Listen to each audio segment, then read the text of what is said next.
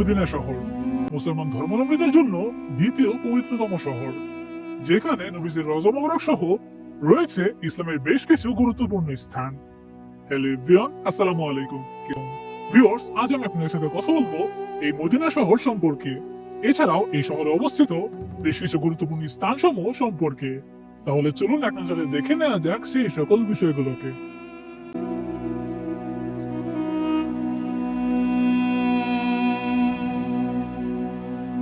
আল মাদিনাতুল মুনাওয়ারা, যেটি পশ্চিমা সৌদি আরবের হেজাজ অঞ্চলের একটি শহর।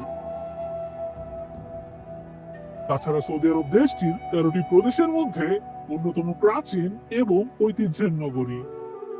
এই শহরটি মক্কা নগরী থেকে 445.5 কিলোমিটার দূরে অবস্থিত।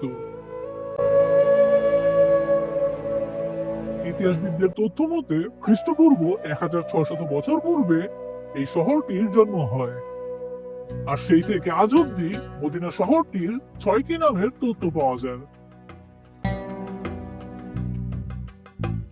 হযরত মুহাম্মদ সাল্লাল্লাহু আলাইহি সাল্লাম মদিনা শহর হিজরতের পূর্বে এর নাম ছিল ইয়াসরিব। 1622 খ্রিস্টাব্দে যখন প্রিয় নবী মুস্তাফা সাল্লাল্লাহু আলাইহি সাল্লাম মদিনা শহর হিজরত করলেন, তখন এর নাম রাখা হলো আল মদিনাতুল মুনাওয়ারা আল নববিয়া, যার অর্থ হচ্ছে উজ্জ্বলতম শহর বা নবীর শহর। বলে রাখা ভালো, মহানবীর এই হিজরতের দিন থেকেই কিন্তু আরবি ক্যালেন্ডারের যাত্রা শুরু। এই মদিনা শহর মুসলমান ধর্মাবলম্বীদের কাছে বেশ কিছু বিষয়ের জন্য বিখ্যাত, যে বিষয়গুলো হচ্ছে মসজিদে নববী। জানা যায় মহানবী মুস্তাফা সাল্লাল্লাহু আলাইহি সাল্লাম মদিনা শহর আগমনের পরে ব্যক্তিগতভাবে এই মসজিদের নির্মাণের কাজে অংশ নিয়েছিলেন, যার পরবর্তীকালের মুসলিম শাসকরা মসজিদের সম্প্রসারণ ও এর সৌন্দর্য বর্ধন করিয়েছেন। বর্তমানে মসজিদে নববীর অভ্যন্তরে হযরত আয়েশা রাদিয়াল্লাহু তাআলা আনহার যে ঘর রয়েছে, সেই ঘরটিতেই আমাদের প্রিয় নবী হযরত মুহাম্মদ মুস্তাফা সাল্লাল্লাহু আলাইহি সাল্লামকে দাফন করা হয়েছে। তাছাড়া সেখানে আরো সমাধিত রয়েছে মুসলমান ধর্মের প্রথম দুই খলিফা হযরত আবু বকর এবং ওমর রাদিয়াল্লাহু তাআলা আনহু, এবং এর পাশেই আরো একটি সমাধিকে খালি রাখা হয়েছে। ইসলাম ধর্মের রীতি অনুযায়ী হযরত ঈসা আলাইহিস সালাম আবার পৃথিবীতে ফিরে আসবেন এবং তিনি মারা যাবার পরে তাকে এখানেই দাফন করানো হবে।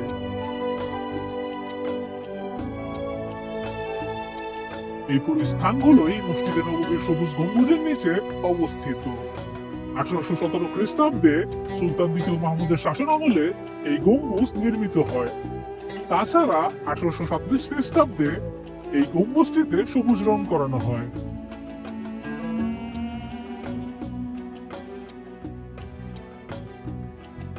প্রতি বছর হাজারো ধর্মপ্রিয় মুসলমান বিভিন্ন প্রান্ত থেকে মহানবীর এই রওজা মুবারককে দেখতে আসেন।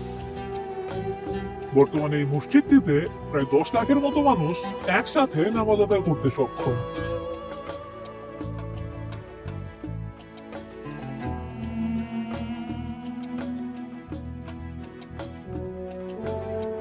জান্নাতুল বাকি, মদিনা মসজিদের দক্ষিণ পূর্ব দিকে এই স্থানটি অবস্থিত।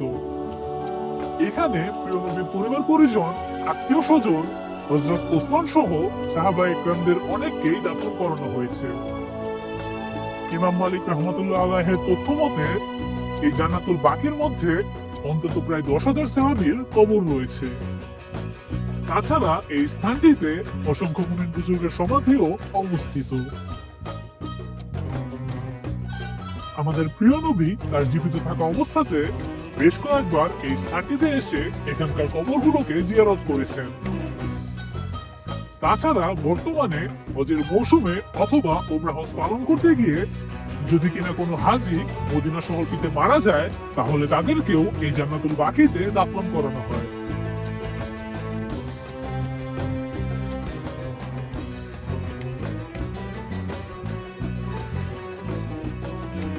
মসজিদে কুবা, মসজিদে কুবা হচ্ছে ইসলামের প্রথম মসজিদ। নবী সাল্লাল্লাহু আলাইহি সাল্লাম মদিনা আগমনের পরে সর্বপ্রথম এই মসজিদটি প্রতিষ্ঠা করানো হয়। তাছাড়া হিজরতের পরে নবী মুহাম্মদ মুস্তাফা এই মসজিদটিতে প্রায় 14 দিনের মতো অবস্থান করেছিলেন বলেও জানা যায়।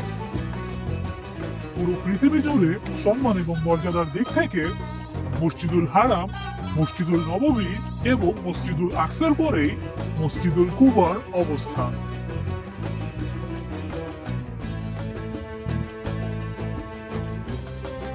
মসজিদ আল কিবলাতাইন অথবা দুই কেবলার মসজিদ। এই মসজিদটি ঐতিহাসিক দিক থেকে খুবই গুরুত্বপূর্ণ, কেননা এই মসজিদটিতে নামাজরত অবস্থায় আমাদের প্রিয় নবী হযরত মুহাম্মদ মুস্তাফা সাল্লাল্লাহু আলাইহি সাল্লামের উপর ওহী নাযিল হয়েছিল এবং সেখানে বলা হয়েছিল তাদের কেবলাকে পরিবর্তন করার জন্য। অতঃপর নামাজরত অবস্থাতেই আমাদের প্রিয় নবী জেরুজালেম থেকে মক্কার দিকে মুখ ফিরিয়ে নেন এবং তাকে অনুসরণ করে ওই সময় নামাজরত অবস্থায় সকল সাহাবীরাও তাদের মুখকে মক্কার দিকে তাক করে নামাজ আদায় করেন। মূলত এই ঘটনা থেকেই এই মসজিদটির আল কিবলাতাইন নামকরণ করা হয়েছে।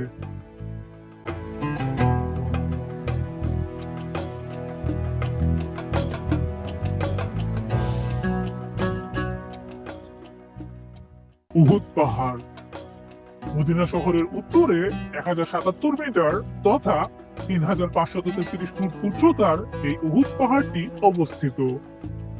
এই পাহাড়ের পাদদেশেই মক্কার কুরাইশ ও মদিনার মুসলিমদের মধ্যে দ্বিতীয় যুদ্ধ অনুষ্ঠিত হয়, যেই যুদ্ধে মক্কা বাহিনীর আক্রমণে বিশ্বনবী আহত হন এবং তার একটি দন্ত ভেঙে যায়।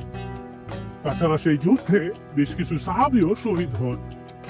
হযরত হামজা রাদিয়াল্লাহু তাআলা আনহু হতে বর্ণিত এক তথ্য মোতাবেক এই যুদ্ধে প্রায় 70 জন সাহাবী মৃত্যুবরণ করেন, যাদের সকলকেই এই উহুদ পাহাড়ের পাদদেশে দাফন করানো হয়।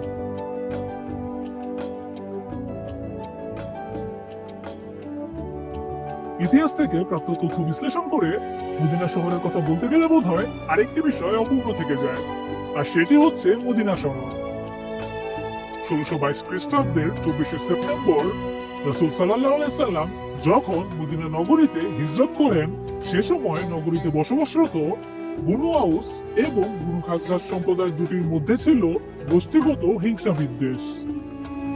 তাই কলহে লিপ্ত এই দুটি সম্প্রদায়ের মধ্যে ভ্রাতৃত্ব ও সম্প্রীতি স্থাপন, এছাড়াও মদিনায় বসবাসরত সে সময়ের সকল গোত্রের মধ্যে সুশাসন ও শান্তি প্রতিষ্ঠার লক্ষ্যে প্রিয় নবী সাল্লাল্লাহু আলাইহি সাল্লাম 47 ধারার একটি সনদ বা সংবিধান প্রণয়ন করেন, যা ইতিহাসে মদিনা সনদ নামেই পরিচিত।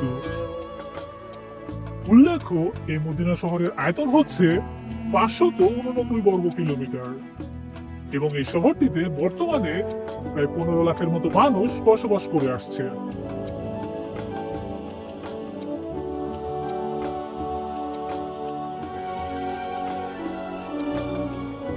ধন্যবাদ ভিডিওটি দেখার জন্য। ভিউয়ার্স, এ সম্পর্কিত আপনার যদি আরো কোনো তথ্য জানবার থাকে তাহলে তা কমেন্ট করে আমাদেরকে জানাতে ভুলবেন না। কথা হবে নতুন কোনো টপিক নিয়ে নতুন কোনো ভিডিওতে। সে পর্যন্ত ভালো থাকবেন সবাই। আল্লাহ হাফেজ।